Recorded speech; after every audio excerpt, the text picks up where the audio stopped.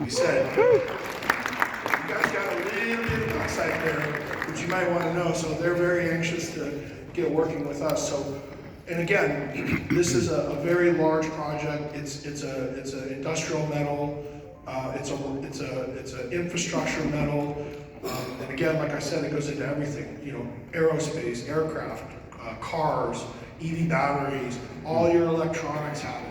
So it's a very needed commodity and it's very sought after. So locking down this project at the timing we did, we were very, very blessed and fortunate to have that because, again, the credibility that goes with it, and also to just the high profile nature of being a government contractor in, you know, a West African country has brought us a lot of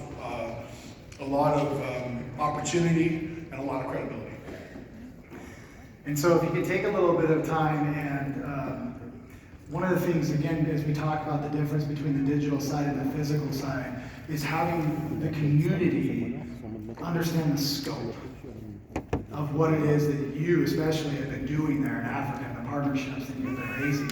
So I have a couple of your different things that I just want to walk through a little bit about what this is and how it works.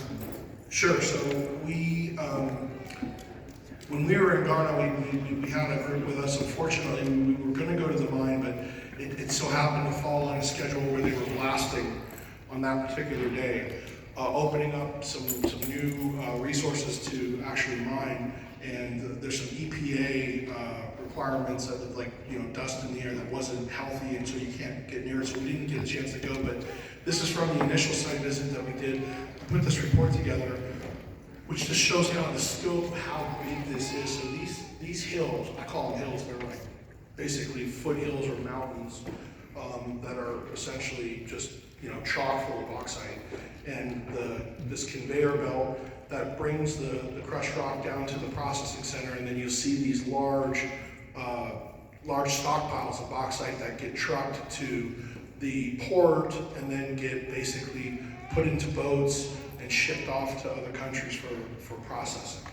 So again, kind of a underlying theme for Ghana, and this is not abnormal for all the countries in West Africa, is that they're blessed with a lot of natural resources, yet there's not been a lot of technology applied in any of these industries in, you know, 50, you know, dare I say 100 years.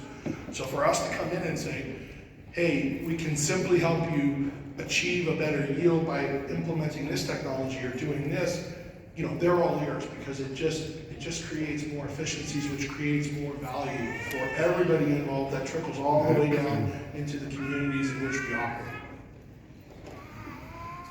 So this is just some more of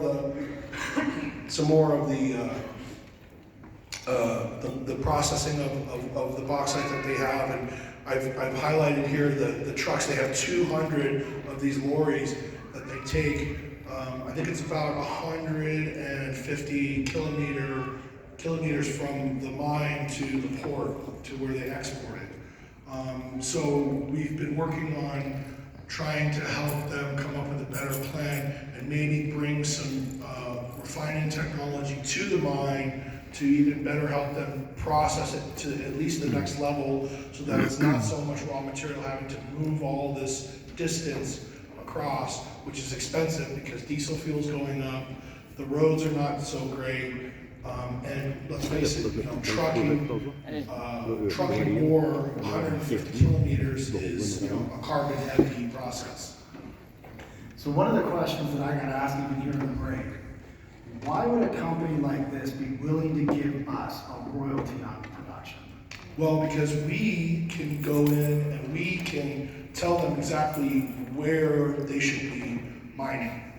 Now, traditionally, what they would have to do is they would have to spend the money to go into these other hills. They would have to build service roads. They would have to bring drill rigs in. They would have to spend years and millions of dollars drilling core samples to find where the targets are commercially viable enough to actually mine. We can do that for them in a matter of weeks by scanning it with our technology, and we'll also be able to put together a very comprehensive subterranean 3D modeling of the targets that they're looking for. So this saves them years and millions of dollars. So what we're doing is we're exchanging intellectual property, right? We're taking our technology, we're basically saying to them, you need to dig right here. And we've already done this in the country on a government level, so they know that we can do it. We've already proven ourselves, multiple times. So this is extreme value to them because, again, their whole business model is the extraction of the bauxite out of the ground, move it to market, right? We can help them speed that process up, and we can help them grow and scale that process. So giving us a royalty off of that is a fair trade. Good. Now, how big are these concessions? How big is the opportunity for this royalty? Can you scoot back to the different hills? Oh, you know what? I've got one more here. Forward, I think. There we go. So Hill 1, the British mined that for 70 years. They spent 70 years on that hill. We scanned it, they missed a bunch. So, I mean, there's 3 more that are untouched. They spent 70 years on Hill 1, and they didn't even get it all. Now they moved to Hill 2, and they're just scratching the surface. So this mine will run for another 100 years. Now, the important part of that, when Joe talks about building something that's going to last, creating these partnerships that have the opportunity to create revenue for the next 100, these projects will outlive us. Yeah.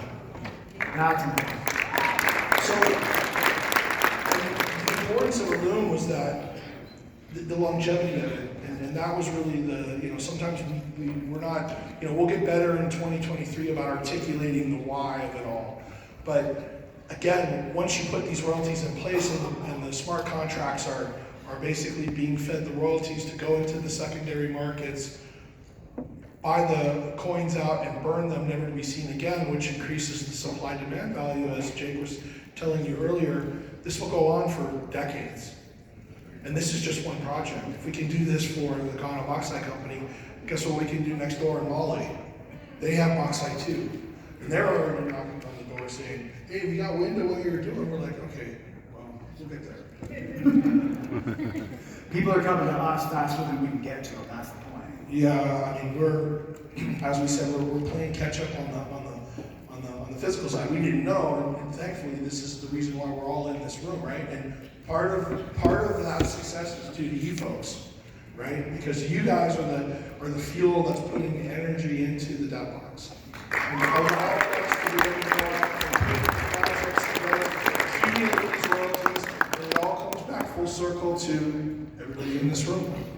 Setting up that situation where it's a win for the company, it's a win for us for the royalty, it's a win for you guys to promote it, it's a win-win-win-win. If it's not a try-win, we got to look at it really seriously on why are we doing this? Because there's enough try-wins out there to be able to do it, and ALUM is a big one.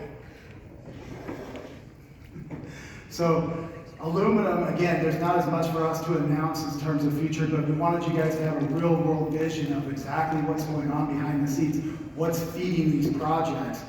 Mountains, right? That are feeding these projects that are going to continue to feed them for a long time. Yeah, little tidbit just off the cuff. We found gold between Hill 2 and 3 that they didn't know was there, so we asked them if we can come in there and mine that gold and give them some of it, and they said, sure. Well, I guess they didn't know. Like, yeah, it's there. And that's what's interesting because, traditionally, if you had a property and we found gold on it, what would they want to do? Mine it, right? But see, they have a forefront to say, we're not gold miners. No. And so, can you guys help us get this out? And it just so happens that we know a few people that know some things about gold. Well, look, I mean, as the physical side of the house, and the digital side, we have to be vertically integrated. We have to understand every facet of the business all the way up the chain because if, obviously we can't do it all. But when we started this, we had to create our own projects because nobody knew what we were talking about. So some of the initial projects that are managed by Roy and I at the moment are more hands-on than we will be in the future, because we'll have third parties coming to us saying, we want you to do for us what you did for yourself or what you did for the Ghana government, and that's fine, we can do that. And that is the goal, that is the model. But we had to start somewhere. So again, we do know how to do all this as well. So we can go in there and mine it, or we can contract someone to go in and mine it. But if I contract someone to go in and mine it, I want to make sure that when I'm looking and watching the store, that they're, you know, making sure the proper amount of royalties are coming back to the debt box. Absolutely. So we're very, very excited about aluminum. There's endless possibilities